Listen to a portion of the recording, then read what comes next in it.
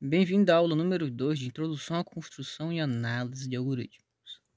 Na aula de hoje, nós iremos aprender a ler um pseudocódigo. Mas primeiro, o que seria um pseudocódigo?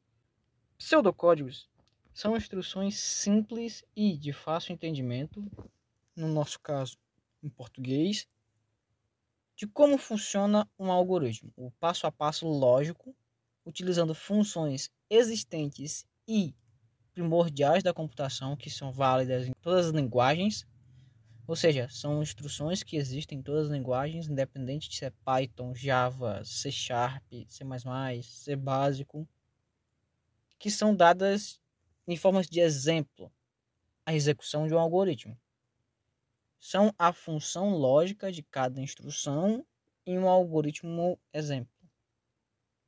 Uns exemplos são representações simples, são na maioria das vezes utilizadas para a explicação de um algoritmo ou então roteirização de um algoritmo. São independentes da linguagem. Eles, de maneira geral, são descritivos e, no nosso mini curso, nós vamos utilizar os pseudocódigos em referência a Cormen 2012. Vamos usar o exemplo Bubble Short.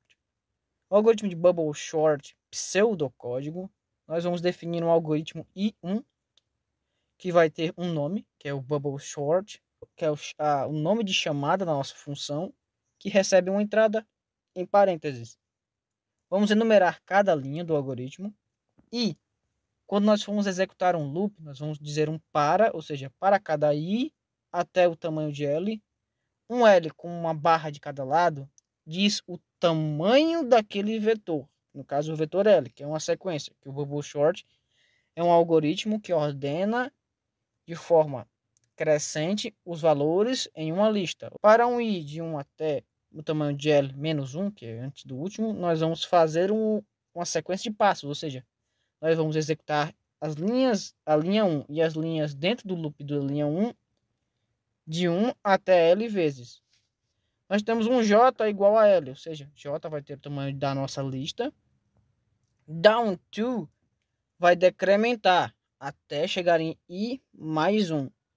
Nós vamos ter um condicional, que é dado por si na nossa linguagem pseudocódiga, que vai ser se o item J da lista L é menor que o item anterior da lista.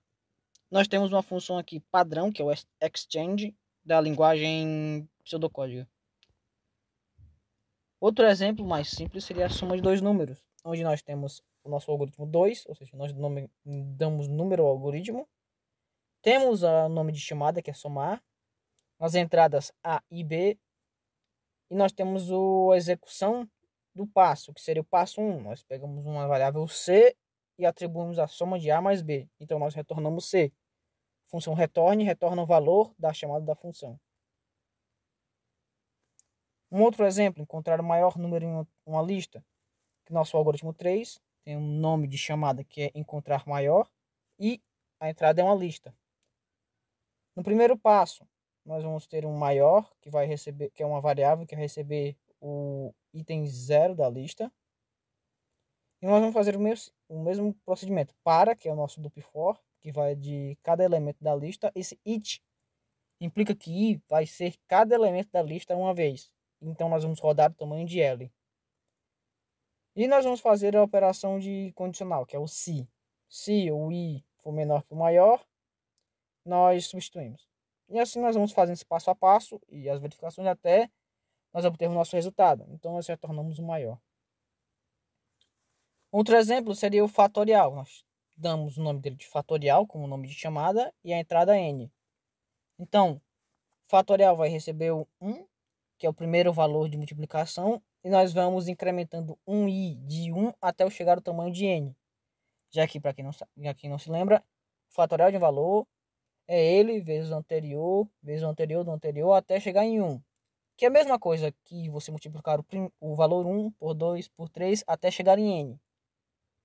Então nós vamos fazer esse passo a passo de 1 até n, multiplicando os valores e incrementando. O fatorial vai receber o fatorial vezes o i, que é o seguinte da execução. Então nós retornamos o fatorial. De maneira geral, o pseudocódigo deve ser simples e descritivo.